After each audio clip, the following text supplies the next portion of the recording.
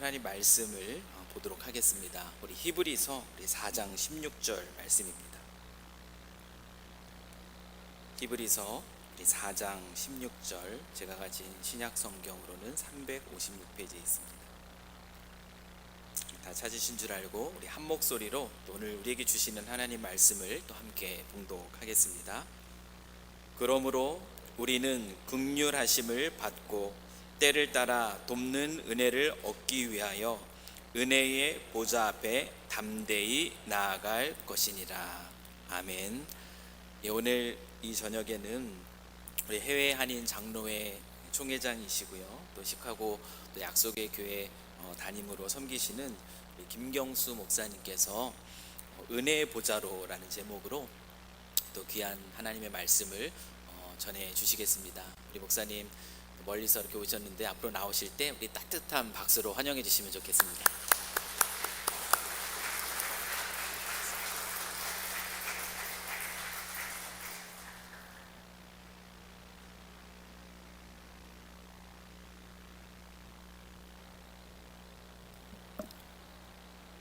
한 신학교에서 교수님이 학생들에게 질문을 했습니다. 예수와 석가모니의 가장 큰 차이점이 무엇이냐 하고 물었습니다. 그랬더니 학생들이 저마다 이제 배운 것도 있고 아는 것도 있으니까 대답을 합니다. 예수는 신 하나님이고 석가모니는 인간에 불과하다. 또 어떤 이들은 예수는 창조주고 또 석가모니는 피조물이다. 또 어떤 이는 빈무덤과 또 무덤으로 이야기를 했습니다. 이렇게 심각하게 토론하고 있는 가운데 한 학생이 자신 있게 손을 들더니만 두 분의 가장 큰 차이점은 헤어스타일입니다. 이렇게 얘기를 했다 그래요. 정말 기독교의 가장 큰 세상에 기여한 것은 무엇인가 하는 것을 이 비교 종교학회가 한번 연구를 한 적이 있다 그래요. 이 필립 얀시가 쓴 놀라운 하나님의 은혜라는 책을 보게 되면 영국에서 비교 종교학회가 열렸는데 이때 기독교의 독특성이 뭐냐 하는 주제였습니다. 그래서 어떤 이는 성육신이다 라고 얘기를 하니까 타 종교에도 신이 인간으로 환원되어 있는 이야기들이 많다는 거예요. 그래서 그거는 기독교의 독특성이 아니라는 거예요. 그래서 부활이다 그랬더니 죽었다가 살아난 이야기들은 다른 종교에도 많다는 겁니다. 도대체 기독교의 독특성을 딱 한 가지 얘기를 못해. 그러는데 C.S. 루이스 교수가 방을 찾다가 잘못 들어온 거예요. 근데 열띤 토론을 하고 있으니까 무슨 논의를 합니까? 그러니까 사람들이 얘기를 합니다. 기독교만이 이 세계에 기여한 것이 무엇이냐 하는 것을 논의 중에 있습니다. 그랬더니 C.S. 루이스가 한마디를 했습니다. 그거야 쉽죠. 은혜입니다. 이렇게 얘기를 했다 그래요. 은혜. 기독교의 가장 큰 특징 한 가지를 말하라 하면은 은혜입니다. 성경에 270회 정도 나오는 단어인데 이 은혜는 우리 기독교의 여러 덕목들이 있어요. 기쁨, 화평, 평안, 충성, 순결, 많은 그러한 덕목들이 있는데 이 기독교의 은혜는 이런 덕목들 중에 하나가 아니에요. 오히려 은혜는 뿌리라고 할 수가 있고요. 다른 덕목들은 줄기며 꽃이며 열매다 이렇게 얘기를 할 수가 있는 거죠. 근데 나무의 생명은 뿌리에 있잖아요. 그렇기 때문에 나무가 건강할지 아닐지를 알려면은 그 뿌리를 보면 되는데 우리 신앙인들도 그 뿌리인 은혜가 바로 들어가 있는 사람들은 열매도 맺고 건강한 신앙생활을 합니다. 그러나 은혜 없이 신앙생활을 하게 되면 그것이 아무리 지금은 열매를 많이 맺은 것 같이 보여도 그 열매가 진짜로 확인되지를 못하고 있는 거죠. 지금 열심히 일하느냐 아니냐가 중요하지도 않고 이 사람이 성경을 얼마나 많이 아느냐 모르느냐도 그렇게 중요하지 않아요. 열심을 내서 봉사하더라도 은혜가 공급되지 않으면 결국에는 낙심하게 되고 교회를 비방하게 되고 심지어 교회를 떠나는 이들도 있습니다. 그래서 은혜의 뿌리가 건강해야 돼요. 하나님의 은혜로 충만한 사람들은 그 신앙에서 향기가 나는 거죠. 은혜를 받으면 사람들이 변화됩니다. 그저 세상을 비관하면서 술만 먹고 살던 사람이 은혜로 가득 차게 되면 이 사람의 삶이 바뀝니다. 기쁘고 또 건강한 삶을 살게 돼요. 우울증에 시달렸던 분들도 은혜를 받게 되면 마음의 평안을 느끼게 되고 삶의 의욕을 갖습니다. 온갖 흉악한 짓을 하며 감옥을 제집 드나들듯 하던 사람도 은혜를 받게 되면 순한 양처럼 변화됩니다. 살벌한 가정도 은혜가 충만하게 되면 그 가정이 천국이 됩니다. 그러니까 이 세상에 성자가 따로 있는 것이 아니에요. 은혜를 받으면 성자가 돼요. 그러나 은혜 없이 살면 죄인이 되고 오만한 자가 되고 악한 자가 됩니다. 그래서 은혜를 받아야 기적이 나옵니다. 창세기 21장을 보게 되면 이삭이 태어난 이야기를 하고 있어요. 사라가 이삭을 낳은 이야기는 사실 그냥 한 집안의 아기가 태어난 이야기가 아니잖아요. 이것은 굉장한 기적이고 어떤 역사의 분기점이 되는 사건입니다. 그런데 이삭이 태어나는 이야기라는 창세기 21장 1절을 보게 되면 이렇게 시작합니다. 여호와께서 말씀하신 대로 사라를 돌보셨고, 이렇게 시작을 해요. 여기서 돌보셨다라는 이 단어가 히브리어로 한다면 파카드라는 단어인데, 이 파카드를 그 성구사 그 원어 성경이 뜻을 찾아보게 되면 그냥 visit 이런 뜻이에요. visit, 방문하다. 그러니까 우리가 그냥 번역하려면 여호와께서 사라를 방문하셨다 이렇게 해야 되는 단어인데, 이걸 NIV 성경으로 보게 되면 어떻게 되어 있냐면 Now the Lord was gracious to Sarah 이렇게 되어 있어요. 그러니까 주께서 세라에게 은혜가 되셨다, 은혜를 입히셨다 이렇게 시작하는 거예요. 그러니까 이삭이 태어난 이야기를 하는 21장의 첫 시작은 뭐냐면 하나님께서 세라에게 은혜가 되셨다, 은혜를 입히셨다. 그러니까 은혜가 임하게 되면 내 삶에, 내 가정에, 내 교회에도 기적이 일어나는 거예요. 그래서 사도 바울은 13권의 신약 성경을 쓰면서 줄곧 강조한 것이 은혜와 평강을 기원했어요.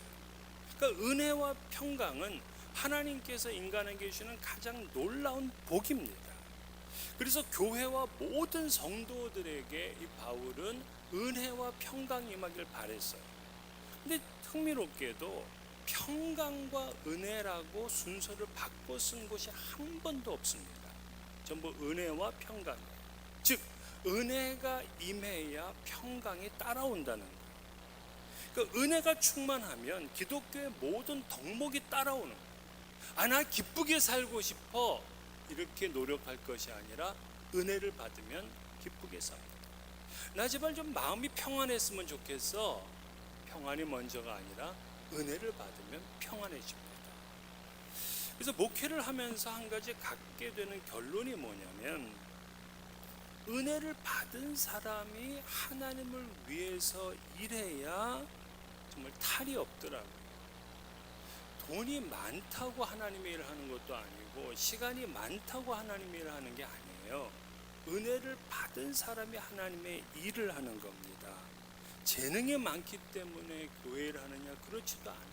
은혜 받아야 주님의 일을 합니다. 그렇기 때문에 우리는 은혜를 받는 그러한 신앙생활을 해야지 우리의 신앙이 건강해집니다. 그런데 예수를 믿고 교회를 다닌다고 다 은혜 받는 건 아닙니다. 오병이어의 기적 우리는 너무나 잘 알잖아요. 베세다 광야에 5천 명이 있었지만 그 중에 은혜 받은 아이가 딱 한 명이네.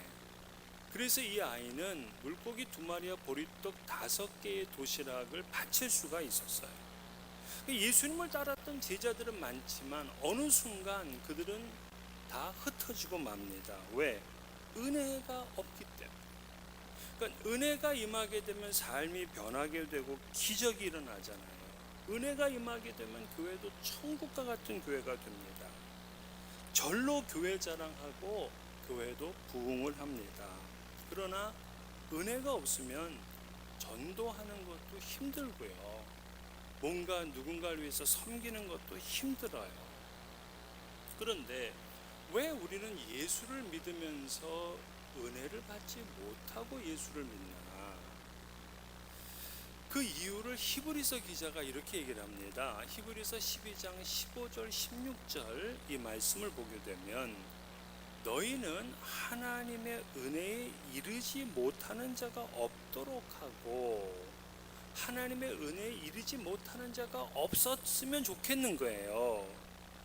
또 쓴뿌리가 나서 괴롭게 하여 많은 사람이 이로 말미암아 더럽게 되지 않게 하며 음행하는 자와 혹 한 그릇 음식을 위하여 장자의 명분을 판 에서와 같이 망령된 자가 없도록 살피라. 은혜에 이르지 못하게 하는 이유를 3가지를 얘기를 해요. 첫 번째는 쓴뿌리가 있는 사람은 은혜를 받기가 어려워요. 이 쓴뿌리는 뭐냐면 내가 사랑받아야 될 사람한테 사랑을 받지 못하게 되면 그게 상처가 되고 그 상처가 쓴뿌리가 됩니다. 그 쓴뿌리를 가지고 있는 분들은 헌신을 잘 못해요. 교회 사랑을 못합니다. 목사님 설교도 잘 들어오지를 않게 되는 거죠. 특별히 어릴 때부터 부모에게 상처를 많이 받아서 그것이 쓴뿌리가 되어 있는 사람은 은혜의 물꼬가 막혀져 있게 됩니다. 그래서 쓴뿌리를 제거해야 되잖아요. 두 번째, 은혜 받지 못하는 사람은 누구냐? 음행하는 자라 이렇게 얘기를 해요. 그러니까 세상의 음란함에 빠져 있는 사람들은 아무리 부흥회에 참석을 해도 은혜를 받지를 못합니다. 이 음행은 자기 몸에 죄를 짓는 거라 그랬잖아요. 그러니까 기꺼이 하나님께 나아가지를 못하게 되는 거죠. 아무리 좋은 말씀을 들어도 죄책감으로 인해서 오히려 자기를 방어하고 심지어 공격합니다. 음행하는 자는 중단해야 돼요. 또 3번째 이유를 뭐라고 말하냐면 한 그릇 음식을 위하여 장자의 명분을 판 에서와 같이 망령된 자는 은혜를 받지 못한다. 그러니까 신앙의 가치를 몰라요. 은혜의 소중함을 몰라요. 말씀이 얼마나 내게 귀중한 건지를 몰라요. 그러니까 팥죽 한 그릇에 장자의 명분을 파는 것처럼 위대한 신앙의 유산을 너무 가볍게 여기는 사람들, 이런 사람들에게는 은혜가 임하지를 않게 되는 거죠. 이게 은혜 받지 못하는 사람의 특징이에요. 그러면 어떻게 우리는 은혜를 받아야 내 삶도 변화되고 기쁘고 평안하고 내 삶에 기적이 일어나느냐? 오늘 성경에서 은혜를 받는 방법을 가르쳐 주네. 그러므로 우리는 긍휼하심을 받고 때를 따라 돕는 은혜를 얻기 위하여 은혜의 보좌 앞에 담대히 나아가라 그랬어요. 은혜의 보좌 앞에 담대히 나아가라. 그러니까 하나님의 긍휼하심과 때를 따라 돕는 은혜를 얻기 위해서는 내가 은혜를 강력하게 사모하고 은혜의 보좌 앞에 담대히 나아가면 되는 거예요. 이것이 은혜 받는 비결이야. 탕자가 자신의 삶의 모든 것을 다 잃어버렸잖아요. 그래서 돼지 우리에 들어가가지고 돼지가 먹는 쥐염 열매를 먹어야 되는 비참한 삶을 산다고요. 그런데 이 탕자가 은혜를 어떻게 받느냐면 아버지를 향하여 담대히 나아갑니다. 그것뿐이었잖아요. 그랬더니 그의 삶에 변화가 있게 되고 잔치가 벌어지게 된 겁니다. 구약 성경에 이 롯을 보게 되면 룻이죠. 이 룻은 남편이 죽고 또 가난한 시어머니를 따라서 이 베들레헴으로 왔지만 아주 비참하고 가난한 생활을 하게 되잖아요. 그런데 이 룻에게 남아 있었던 힘이 하나 있었는데 그것이 뭐냐면 은혜를 사모하는 거였어요. 그래서 룻기 2장 13절을 보게 되면 룻이 이르되 내 주여 내가 당신께 은혜 입기를 원하나이다 하고 얘기를 해요. 그러니까 그 타작마당의 주인이었던 보아스에게 내가 당신께 은혜 입기를 원한다 이렇게 얘기를 해요. 그리고 그 다음 장에 가게 되면은요 정말 놀랍게도 그 보아스가 덮는 이불 속으로 들어갑니다. 그러면서 뭐라고 얘기를 하냐면 당신의 옷자락을 펴서 여정을 덮으소서 하고 얘기해요. 그러니까 은혜의 옷자락으로 나를 완전히 덮어달라는 거잖아요. 그러니까 은혜를 강력하게 갈망하는, 오늘 내가 하나님의 은혜를 갈망하지 않고 하나님의 은혜를 사모하지 않고 하나님의 은혜의 보좌에 나아가지 않고 은혜를 얻고 살 수는 없어요. 은혜를 사모하고 여러분 강력하게 나오셔야 됩니다. 강단에 나와서 기도하고 예배드리는 때도요 여러분 앞자리로 나오셔야 돼요. 이게 앞은 다 비어있고 지금 뒤에 가 계시잖아요. 은혜의 강도가 다릅니다. 앞자리는요 은혜가 폭포수처럼 있고 뒷자리는 은혜가 가랑비처럼 있고, 그래서 여러분 반드시 은혜를 사모하는 사람들 앞자리로 오셔야 돼요. 제가 한국에 있을 때 하나의 다큐멘터리를 봤는데요, 한국에서 제일 똑똑한 고등학생들이 누구냐, 이 외고, 또 과학고, 그리고 민족사관고 이런 학교들이거든요. 근데 그런 학교들 중에도 1등이 있더라고요. 전교 1등. 그러니까 탁월한 고등학교인데 전교 1등. 그래서 전교 1등의 특징이 뭐냐 하는 그러한 이제 연구를 해서 이제 방송하는 내용이었어요. 근데 그 중에 첫 번째가 뭐냐면 전교 1등 하는 아이들의 책상은 제일 앞에서 두 번째 그리고 가운데죠. 지금 우리 요 자매님 거기 앉아 있는 여기서 요 끝자리 여기. 그러니까 강단하고 여기 있죠. 그래서 1등 하는 아이들의 학부형은 학기 초 되면 선생님 찾아갑니다. 우리 아이를 그 자리에 앉혀주세요. 그리고 청탁. 왜? 자리가 중요합니다. 다음 주부터 여러분 다 여기 와서 앉으시죠. 제가 우울증 환자들을 몇 분 이렇게 좀 상담을 통해서 고쳐본 적이 있는데, 우울증 걸린 분들 있잖아요. 앞자리에 나와서 6개월 예배 드리면 다 고칩니다. 안 믿으시는 것 같은데. 근데 우울증 걸린 분들 대부분 기둥 뒤에 계세요. 잘 안 보여. 뒤쪽에 계세요. 아주 2층에 있고 막 그래요. 앞자리로 나오시고, 그리고 이 세상에 지쳐가지고 힘들어서 예배당에 오시는 분들 계시잖아요. 그런 분들 어디 계셔야 되니? 앞자리로 나오셔요. 그러니까 우리는 모두 다 하나님의 은혜의 보좌 앞에 담대히 나오라 그러잖아요. 담대히. 우리 찬송가에도 보게 되면 내 주 하나님 넓고 큰 은혜는 저 큰 바다보다 깊다. 너 곧 닷줄을 끌려 저 한가운데 가보라. 저 한가운데 봐. 내 주 예수 은혜의 바다로 내 마음껏 저어가라. 우리 그렇게 찬송한다고요. 한때 그 유명했던 그 강남 스타일이라는 노래가 있는데, 제가 그 노래를 이렇게 가사말을 듣고 깜짝 놀랐어요. 그 가사말에 뭐라 그러냐면은 지금부터 갈 때까지 가보자 하면서 불러. 그게 뭐냐면 세상 노는데 끝까지 가보자. 야, 정신이 대단해. 노는데도 끝까지 가보자는 거야. 그럼 예수 믿는 사람, 은혜를 받으려면 끝까지 가봐야지. 은혜의 보좌 앞으로 나가야 되잖아요. 솔로몬은 나를 사랑하는 자들이 나의 사랑을 입으며 나를 간절히 찾는 자가 나를 만날 것이다 라고 하나님 말씀을 얘기해요. 그러니까 은혜를 사모하는 사람들은 정말 하나님의 은혜의 보좌 앞에 담대히 나아요.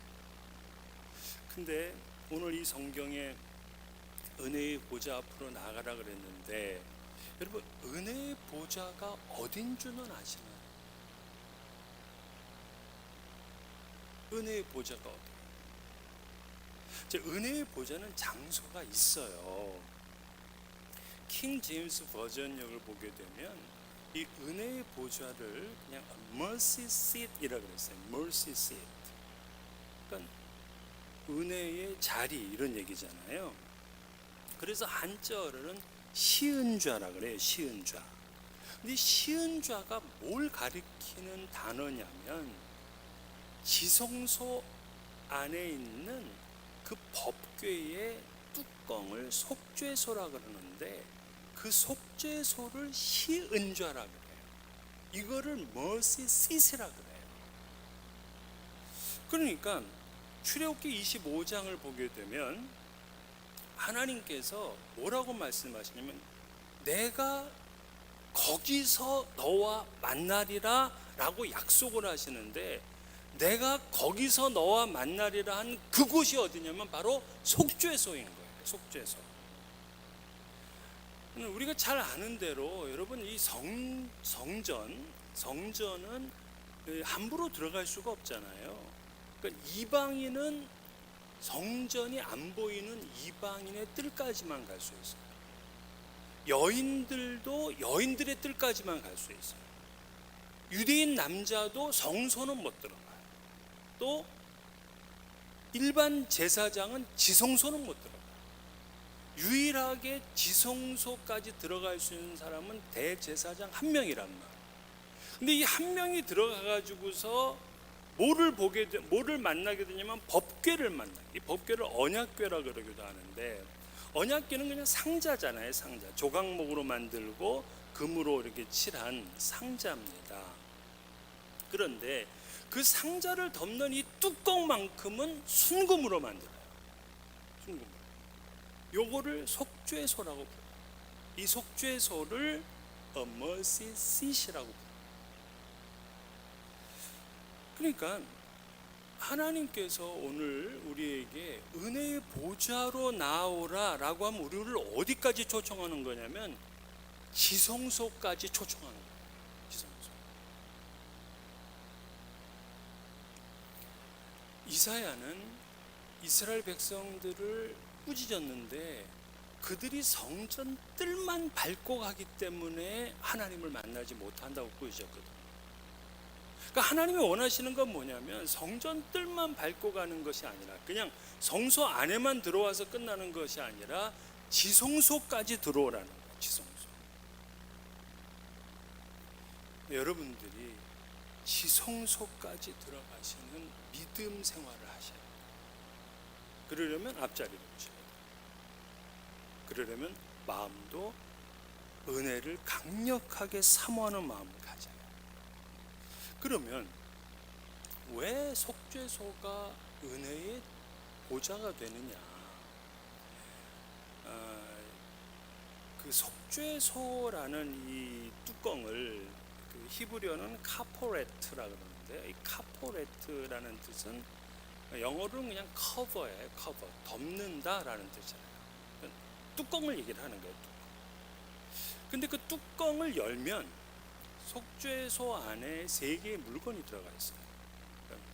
언약궤가 있고, 그리고 만나가 든 항아리가 있고, 그리고 아론의 지팡이가 있어요.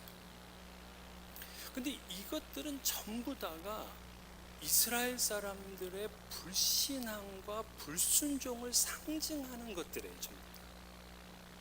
그러니까 이스라엘의 실패가 담겨져 있어요. 쌍난 지팡이에도, 만나가 든 돌 항아리에도, 또 이 두 돌판인 이 십계명에도 모두 다 이스라엘의 불신앙이 들어져 있어요. 그러니까 안 좋은 기억들이 이제 여기 있는 거예요. 근데 그걸 뭐로 덮느냐? 뚜껑으로 덮어요. 그러니까 우리들의 허물과 우리들의 불순종과 하나님 앞에 우리들의 뭐 죄악들, 이런 것들을 전부 다 뚜껑으로 덮어버립니다. 그래서 그것이 은혜의 보좌. 대제사장은 1년에 한 번씩 7월 10일 대속죄일이 되면은 짐승의 피를 가지고 이제 대접에 가지고 이제 들어가잖아요. 그리고 들어가 가지고 그 속죄소 위에다가 피를 확 부어버립니다. 그러면 피가 이제 부어지면서 이것이 이제 뚜껑으로 이제 샬샬 넘치게 되잖아요. 그러면서 하나님의 이제 속죄를 이제 경험하게 돼요.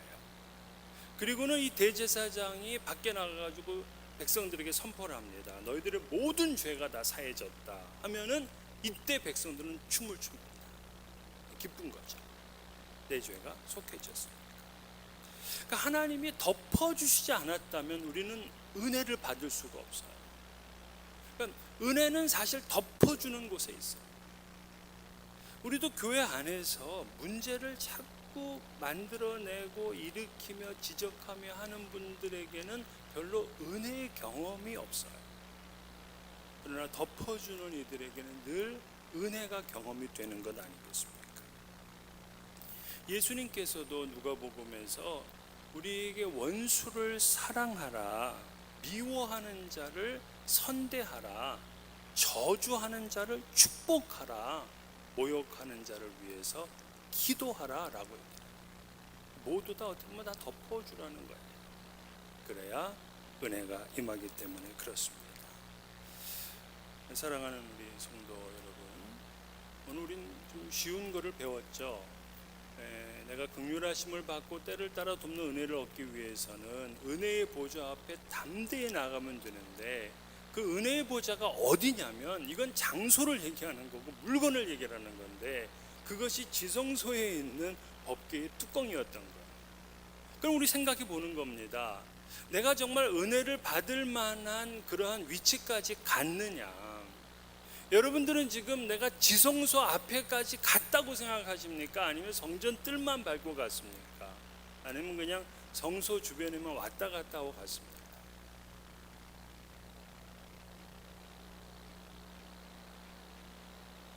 오늘 우리가 왜 지성소 앞에까지 가는 경험이 안 되느냐 하면은, 번제단을 지나서 법궤가 있는 데까지 가려면 반드시 피를 가져가야 되거든요. 근데 그 피는 생명을 뜻하잖아요. 생명은 내 죽음을 상징하는 거예요. 은혜의 보좌로 나아가려는 사람은 반드시 자기의 죽음을 가지고 나가요. 예수님께서는 누구든지 나를 따라오려거든 자기를 부인하고 자기 십자가를 지고 나를 쫓을 것이니라 라고 말씀하셨어요. 그러니까 자기 십자가를 진다는 건, 이 십자가는 결국 죽음이잖아요.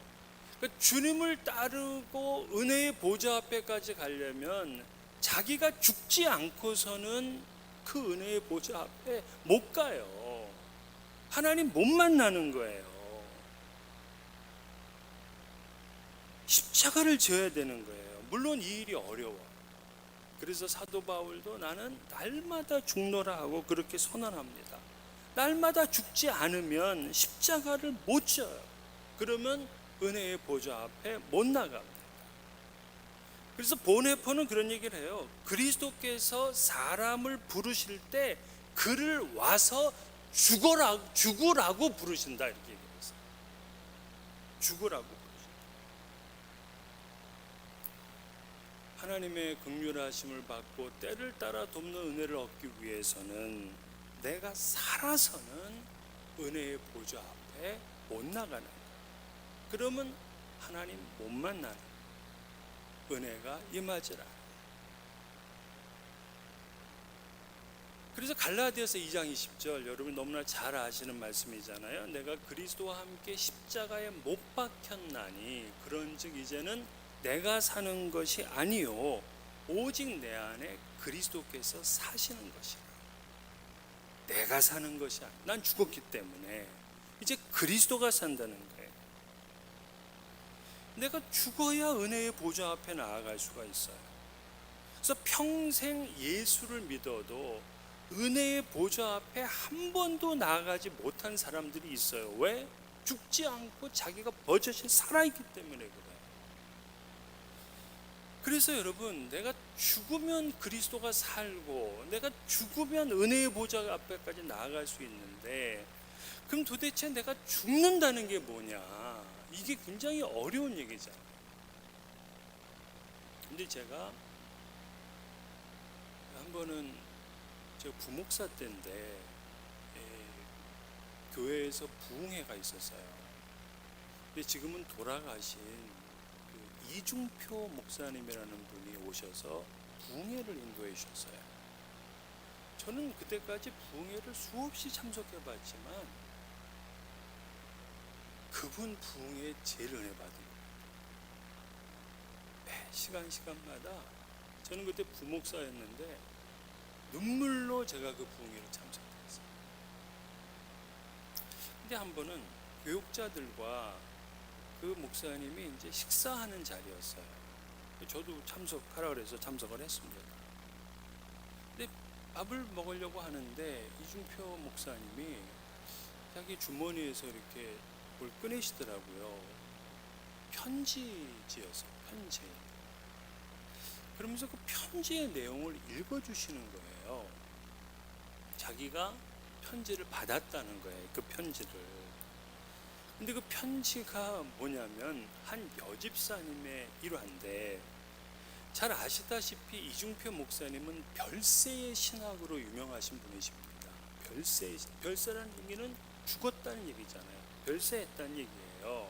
그래서 이분이 책을 아마 20권 넘게 쓰셨는데 제목이 다 별세예요. 별세의 지도자, 별세의 신학, 별세의 복음, 다 뭐 별세자가 다 들어가 있을 정도로다가 이분은 별세로 유명하신 분이에요. 별세란 얘기는 내가 죽었다 신학이거든요.